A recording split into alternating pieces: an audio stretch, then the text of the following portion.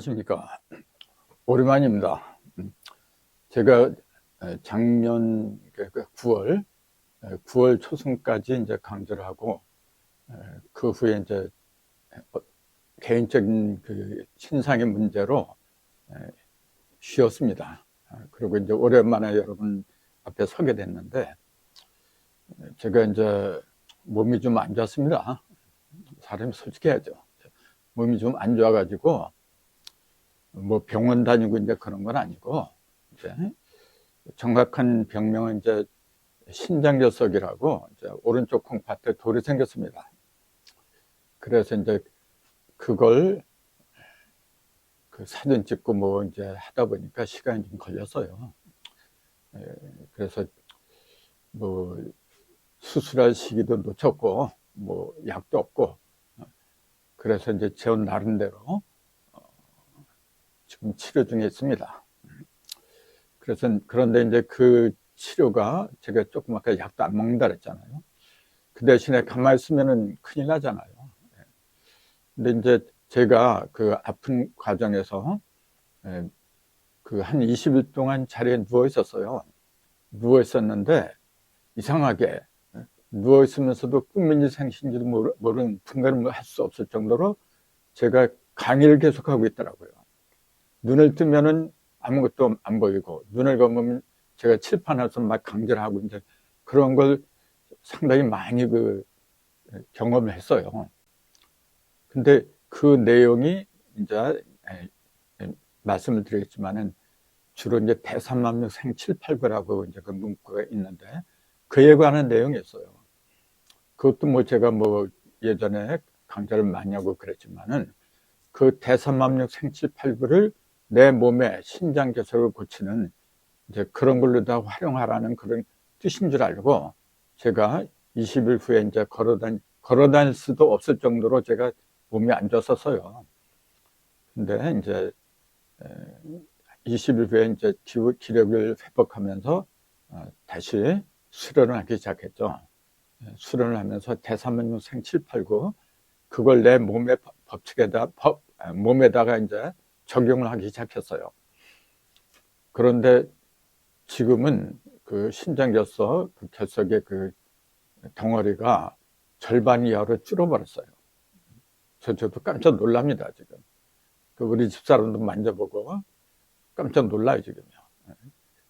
그래서 아직은 제가 이걸 공개를 안 하려고 그래요. 왜냐하면은 CT 촬영해가지고 완전히 다 없어졌을 때 그때 말씀을 드려야지 지금 절반 정도밖에 없어지지 않았는데 이런 너무 성급하지 않느냐 이제 그런 느낌이 들기 때문에 이제 나중에 말씀을 드릴 겁니다. 제가 이런 말씀 드리는 것은 뭐냐면은 천부경의 원리를 써먹어야 돼요. 써먹어야 되는데 어디에 써먹어야 되느냐. 물론 여러 가지가 다 있지만은 가장 소중한 게 뭐냐면은 건강입니다, 여러분. 건강을 잃으면 다 잃는 겁니다. 영과 육은 본래 하나라고 그러거든요. 영이 건강해야 육도 건강한 법이죠. 저도 이번에 새삼스럽게 이제 그런 걸 깨달았어요. 제가 천부경 강좌하고 뭐 성경 강좌하고 여러 가지 도에 관한 강좌를 많이 한다고 하면서 제 몸을 갖다가 돌보지 않았다는 사실. 그래서 이번에 철저하게 반성을 하고 지금은 새벽 2시 반에 일어납니다. 그래서 한 3시간 정도 그 천부경에서 깨달은 그 원리를 제 몸에다 집중 수련을 하고 있어요, 지금요. 그래서 많은 사람들이 예전보다 혈색이 좋아졌다. 이제 그런 얘기들을 제가 듣고 있어요, 지금요. 그래서 조금 아까 말씀드린 것처럼 자세한 내용은 CT 촬영을 해가지고 이게 그래도 적어도 90% 이상 없어졌다고 했을 때 그때 발표를 할까 이제 고려 중에 있습니다. 제가 9월 달하고 지금 약 5개월인가 이제 다시 이렇게 이 자리에 서게 됐는데 제 몸이 좋아지면서 다시 이제 천부경 연구를 하다 보니까 바둑판하고 연관이 되더라고요. 바둑을 모르는 사람은 없겠죠. 근데 그것이 천부경을 해설할 수 있는, 소개할 수 있는 가장 좋은 수단이라는 걸 이번에 새로 알게 됐어요. 어떤 것보다도 바둑판의 그 내용 속에 천부경의 원리가 그렇게 쉽게 누구든지 이해할 수 있게끔 들어있었다는 거, 저는 개인적으로 깜짝 놀랐어요. 그래서 바둑판이 그 전설에 의하면은 요임금이 요순우 그 태평성세를 다스린 그 임금이잖아요. 요임금이 자신의 아들 있잖아요. 그 단주라고 했어요. 이제 붉을 단자에다가 붉을 주자. 단주라는 아들이 있었는데 그 아들한테 나라를 물려주려고 생각을 했는데 보니까 여러모로 부족한 점이 많아요. 그래서 그 아들로 하여금 수도를 하게끔 만들어준 도구가 바둑판이다. 이제 그런 그 이야기가 있거든요. 그게 정확한 건지 아닌지는 저도 확인할 방법이 없고, 다만 그런 글이 내려오고 있잖아요.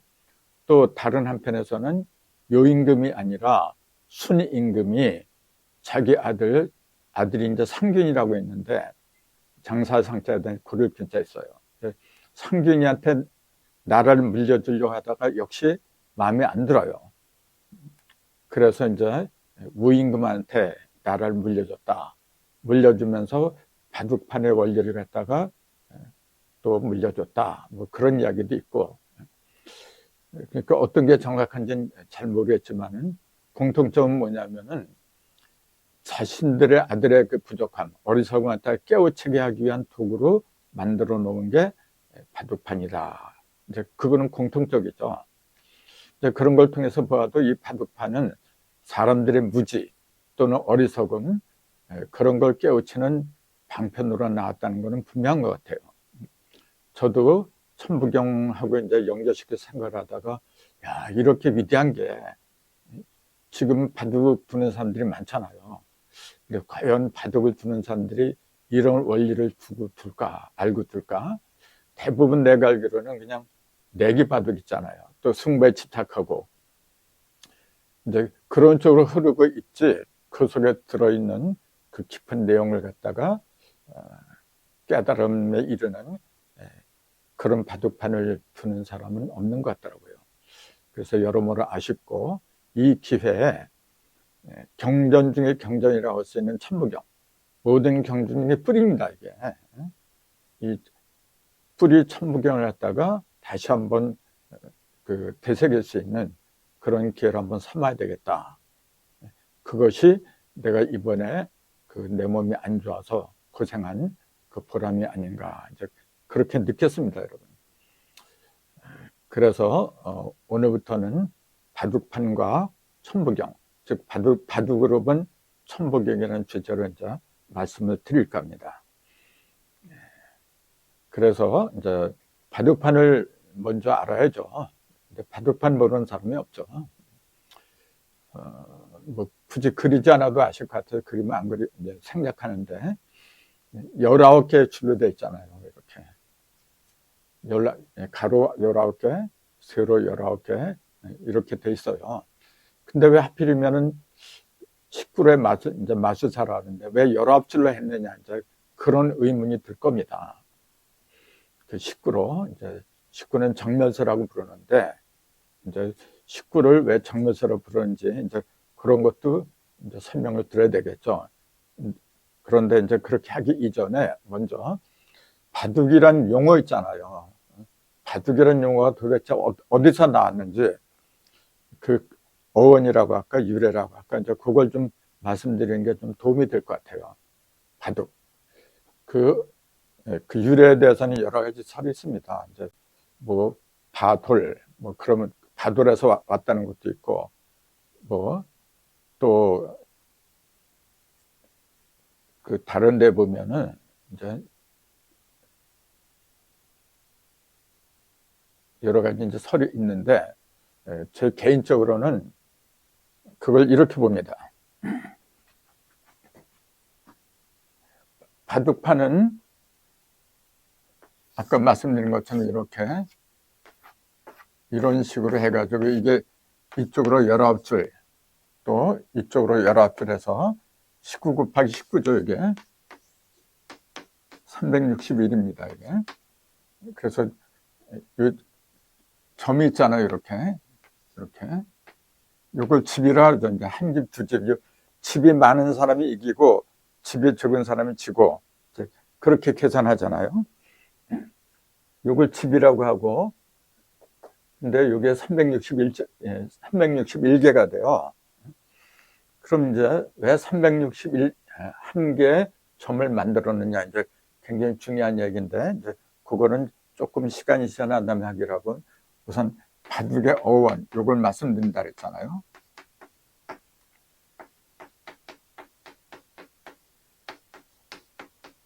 저는 이렇게 봅니다. 바둑이란 말은 밭둑에서 왔다.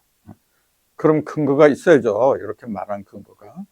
밭을 갖다가 한자로 이렇게 쓰잖아요. 애운담자, 그러니까 입구라고도 그러는데, 이때는 크게 이제 쌓기 때문에 뭔가 이렇게 둘러싼 걸 애운담이라 그래요. 애운담 속에다가 10을 갖다가 이제 싸버린 거죠, 이렇게. 그 10을 싼 걸 밭전이라고 하는 거라 이게 지금. 바둑판은 361개로 되어 있지만, 이렇게. 요 하나의 점을 이루기 위해서는, 요 점은, 이렇게 보면은, 이렇게 돼 있어요. 이렇게. 요 한 점을 이루기 위해서는 하나, 둘, 셋, 하나, 둘, 셋. 그러니까 세 쌍, 가로 세 쌍, 세로 세 쌍. 요게 이제 한 대 어울러서 이렇게 되는 거거든요, 지금. 그래서 이 가운데 점, 요게 집이라 그래, 이제 이게. 이런 식으로 이제 계산을 하면은 바둑판에는 361개의 점이 있지만은 밭전자가 몇 개가 들어가냐면은 가로 9개, 세로 9개, 이렇게 들어가요.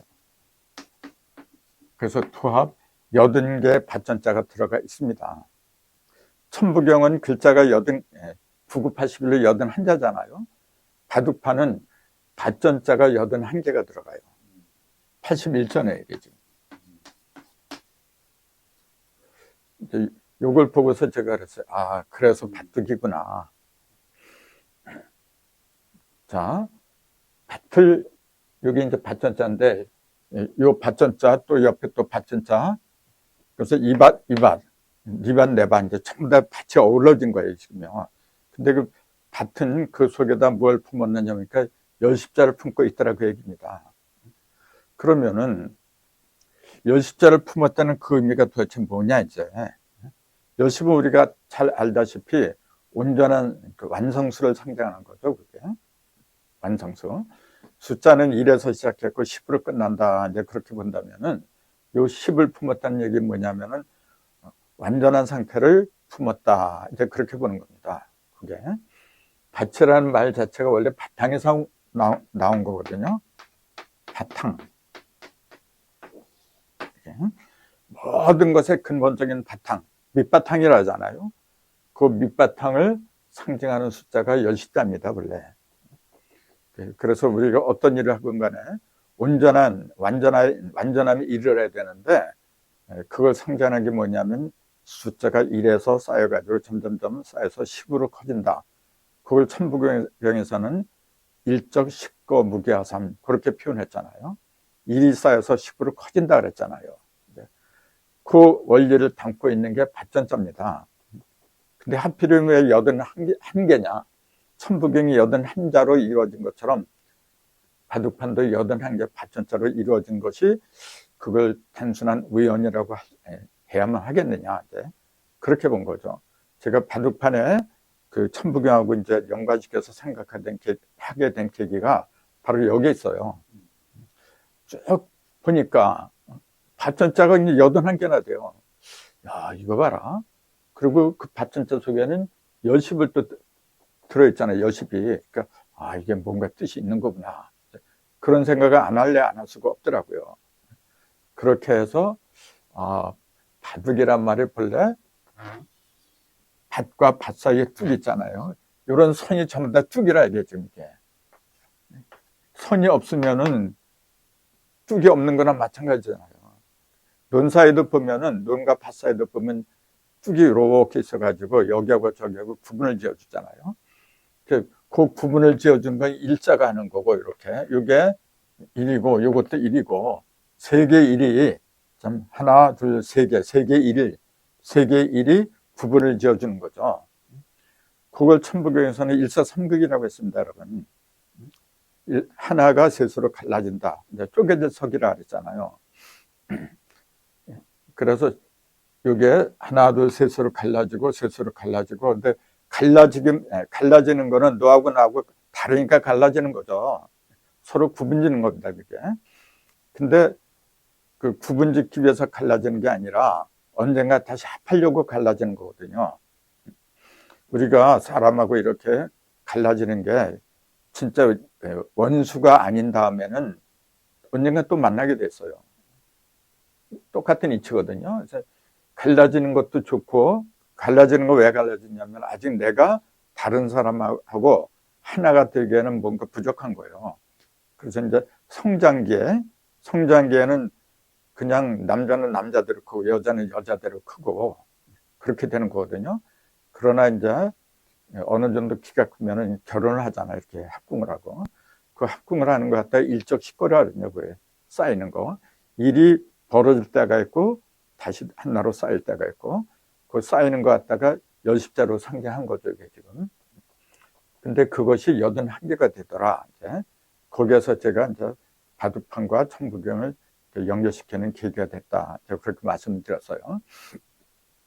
그래서 바둑이란 말 자체가 밭의 원리를 일러주려고 나왔다. 이제 그렇게 보는 겁니다. 밭의 원리. 그럼 밭의 원리는 뭐냐면은, 바둑판을 보니까 뭐냐면 19개 줄로 이루어졌다라 그 얘기예요. 그러면은 밭 속에는 이게 거대한 11개나 되니까 거대한 밭이잖아 지금요. 여기 그 거대한 밭 속에는 왜 거대하다고 할 수밖에 없느냐. 그것은 19이라는 숫자를 갖다가 가로 세로 맞췄기 때문에 그렇더라. 이제 그렇게 보는 겁니다.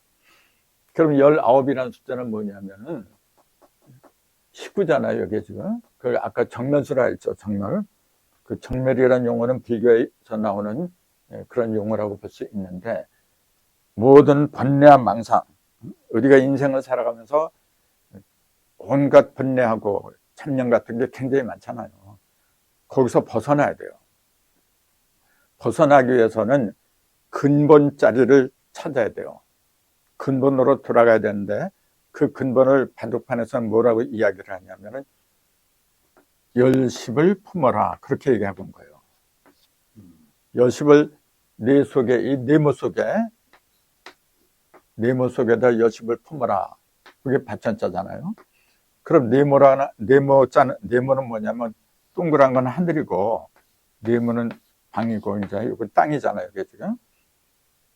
그러니까 요 속에다가 하늘이 아닌 땅은 뭐냐면 몸을 말하는 겁니다.